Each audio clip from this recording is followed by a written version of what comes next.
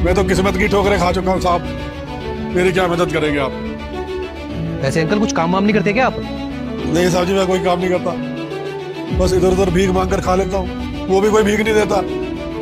साहब जी मैं पढ़ा लिखा नहीं हूं ना, इसलिए मुझे कोई काम पे नहीं रखता, और ज्यादातर लोग तो मेरे होलिया देखकर और मुझे भगा देते हैं साहब। कोई मुझे अपने पास खड़ा नहीं होने देता साहब, मुझे बहुत बुरा समझते हैं लोग।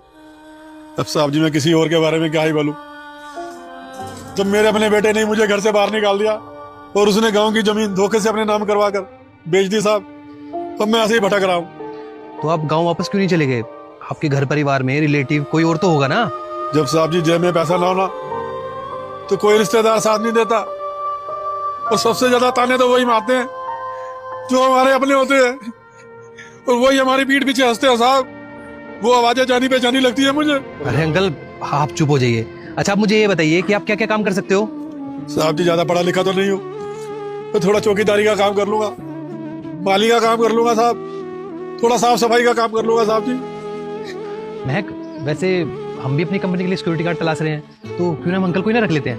हाँ काफी अच्छा आइडिया ये तो, इनके लिए भी अच्छा हो जाएगा। अंकल आप काम तो ढंग से कर लोगे ना? अगर मैं आपको अपनी कंपनी में रखूं तो कोई शिकायत का मौका तो नहीं दोगे? नहीं साहब जी, मैं कोई शिकायत का मौका नहीं दूंगा, पूरी ईमानदारी के साथ काम करूंगा साहब। मैं आपको रहने के लिए कमरा दिलवा दूंगा, और खाना पीना आपको कैंटीन से मिल जाया करेगा, और आपको सैलरी मिल जाया करेगी। पैसे के लिए आपको कहीं भी भटकना भी नहीं पड़ेगा फिर। ठीक है साहब जी, बड़ी बड़ी मेहरबानी आपकी साहब, आपका एहसान मैं कभी नहीं भूलूंगा।